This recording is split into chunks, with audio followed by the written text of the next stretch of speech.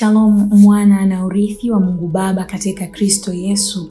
Karibu katika kipindi cha yaliyojiri ndani ya wiki. Tukiendelea katika makala ya historia ya mtumishi wa Mungu Nabii Joe Davy katika televisheni ya Sonship Spirit, jicho la Mungu duniani kote. Katika makala iliyopita tulipata kujifunza mambo mawili matatu kuhusiana na mtumishi wa Mungu huyu, ambapo tulifahamu karama ile ya roho wa neema katika uimbaji na sifa na kuabudu, na hapo tukaona huduma yake ya uimbaji na namna ambavyo ameweza kuhubiri injili ya ufalme wa Mungu kupitia kipawa hiko. Lakini zaidi sana tukapata kufahamu moyo wa Baba wa upendo katika utoaji. Kwa wiki hii tena kuna mengine ya kujifunza kutoka kwa mtumishi huyu wa Mungu. Kaa nami kuanzia mwanzo wa kipindi hadi mwisho uweze kupata kupokea yale ambayo Roho Mtakatifu amekuandalia katika kipindi hiki. Usiondoke hapo ulipo. Jina langu ni Mary Kopwe. Woga asili yako wapi? Woga maana yako nini? Woga dawa yako ipi? Je, dawa yako yowe? Dawa yako kundi? Dawa yako uhuru? Au dawa yako umoja? Hakika akimbiacho mtu ndicho kimkimbizacho. Kama ilivyo katika ofisi na karama ya unabii ndani ya ufalme wa Mungu tangu mwanzo, ni muhimu kutembea na kuishi katika mafuta ya upako ya wana wa Isakari wa mzee Yakobo, yaani katika roho wa neema, ufunuo, maarifa, nguvu, hekima na kujua majira na nyakati. Balozi, nabii na daktari Joe Davy aliyafahamu haya yote. Ndani ya ufalme wa Mungu, mambo haya matatu, watu, nguvu na eneo, ni vitu vya msingi. Ndivyo ilivyo. Balozi Joe Davy alijua kuwa wana ni urithi, kama anenavyo Mfalme Daudi katika moja ya mishororo yake ya kitabu cha Zaburi kuwa, tazama, wana ndio urithi wa Bwana, uzao wa tumbo ni thawabu. Kama mishale mikononi mwa shujaa, ndivyo walivyo wana wa ujanani. Joe Davy sio baba tu wa Tanzania katika mwili wa Kristo, bali baba wa wana duniani pote. Hakika tunaona roho wa neema, uzima, uzao na maongezeko juu yake. Ana wana wa kiroho nchini Marekani wanaotembea katika nguvu na uweza, kama ambavyo balozi, nabii na daktari Joe Davy katika huduma. Kwa kupitia ofisi ya unabii wa Kristo, Joe Davy amezaa wana wengi. Mmoja wapo ni mtume Catherine Crick, aliyemzaa kupitia ofisi ya unabii na karama ya unabii baada ya kumtamkia neno la kinabii Septemba 18, 2016 huko Los Angeles, Marekani. Anaendelea kutembea katika mafuta ya neema ya ubaba ya balozi, nabii, daktari Joe Davy wa ufalme wa Mungu. On this very special day, 8 years later, that I first saw Prophet Dr. Joe Davy minister, I am so humbled, honored, and overjoyed to share with you all that Prophet Dr. Joe Davy is in our midst here today. Can you honor him? Can you give him honor? Hallelujah. Tanzania amekuwa mlezi wa mitume na manabii wa Kristo.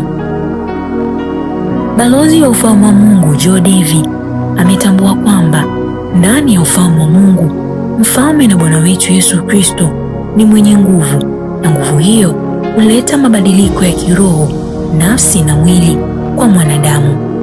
Kwa kulitambua hilo, amekuwa akiandaa matamasha mbalimbali ya uinjilishaji wa injili ya ufalme wa Mungu ndani na nje ya Tanzania.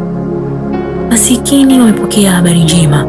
Wafungwa waliofungwa na kazi za ibilisi wamefunguliwa.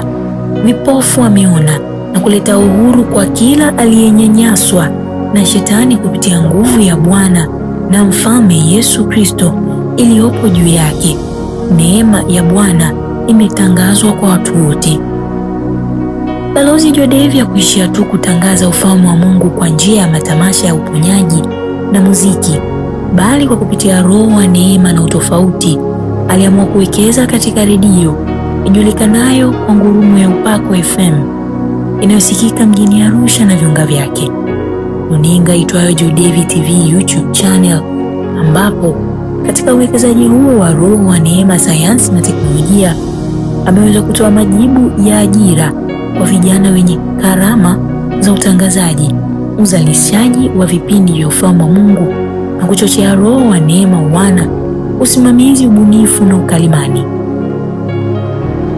Kama ambavyo historia ya baba wa imani Abraham isivyoweza kukamilika pasipo historia ya mama wa mataifa Sara, ndivyo ambavyo historia ya balozi na mheshimiwa Joe Davy haiwezi kukamilika pasipo kumtaja mama wa wengi, mtumishi, mchungaji kiongozi, mke, rafiki, mshauri, mwombezi na mama wa watoto watatu, Anna Joe Davy, mchungaji kiongozi wa huduma ya ngurumo ya upako.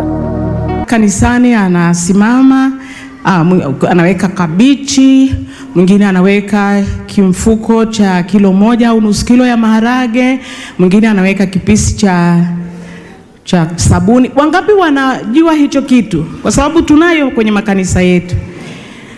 Na mimi nilikuwa napata hivyo vitu, nusu kilo mchele au kilo, mwingine anaweka mayai 2 kulingana na kipato chetu wakati ule, si ndio?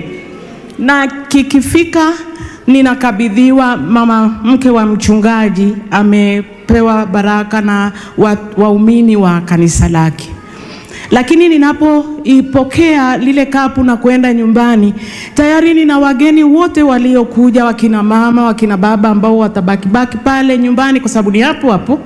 Lazima nianze kukata kabichi, lazima nianze kuchemsha mchele, nifanye hivi, alafu kinaliwa, chakula kile kinaisha. Na ufikiri sasa kuanzia Jumatatu mpaka itakapofika Jumapili tena ni nini tunakula. Lakini tulimwamini Mungu. Na siku moja nikajiongeza, nikamuomba Mungu kimya mwenyewe. Kila mtu ana maombi yake ya siri ambayo mume au mke hasikii. Nikasema, Mungu, iko siku utambariki mume wangu, atakuwa na fedha mtumishi wako. Mimi nitapata fedha mke wa mchungaji, nitakuwa ninaweza kununua mahitaji yangu mimi mwenyewe na pia nikutolee sadaka. Na sitaki hili kapu tena, kwa sababu nitakuwa nimeweza kupata chakula kwa familia yangu na niweze kuwabariki pia waumini walio kwenye kanisa langu. Hakika mama, wewe umekuwa mfano wa muziki mlaini uburudishayo nyoyo za wasikilizaji wake, ambao shida na changamoto za mwimbaji wa sauti isikilizayo na kukunga nyoyo zao hawazijui ila mwanamuziki mwenyewe. Itoshe aliyojiri makala ya Sonship Spirit TV kusema, wewe ni mama wa imani, kwayo vizazi hata vizazi vitakukumbuka. Hongera kwa kusimama pamoja na balozi nabii mheshimiwa Joe Davy katika wazo la Mungu. Sonship Spirit TV na makala yaliyojiri ndani ya wiki, tunawatamkia roho wa neema, maisha marefu ya starehe na furaha juu yenu na wanangurumo ya upako duniani pote. Hakika historia yako mheshimiwa balozi nabii Daktari Joe Davy ni kitabu kizuri kilichobeba simulizi ndani ya mwili wa Kristo na nje ya mwili wa Kristo. Joe Davy, wewe ni habari. Asante kwa kutupatia Sonship Spirit TV, mahali pa wakuu cha kuandika na kusimulia vizazi hata vizazi. Na huu ndio mwisho wa makala hii ya mtumishi wa Mungu nabii mkuu Joe Davy. Makala hii imeandikwa kwa kalamu ya mchungaji Irene Mbala na msimulizi wako ni mimi Mary Kopwe katika kipindi hiki cha yaliyojiri ndani ya wiki. Case closed.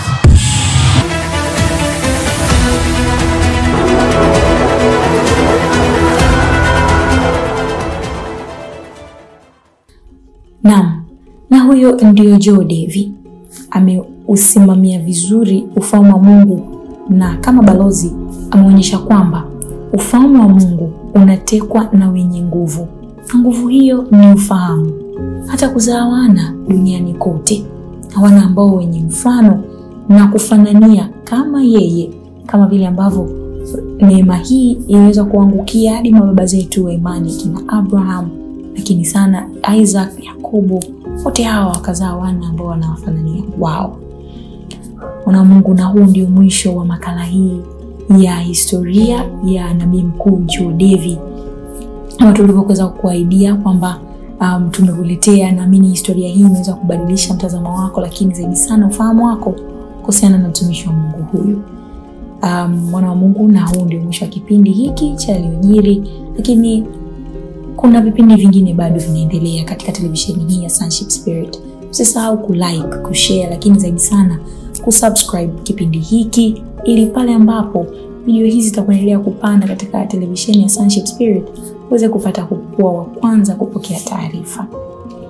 Hadi wakati mwingine tena, ulikuwa na mimi Kopwe kama mtangazaji wako, na kutakia wiki njema yenye furaha, amani na kicheko. Kwa heri sana, nakupenda.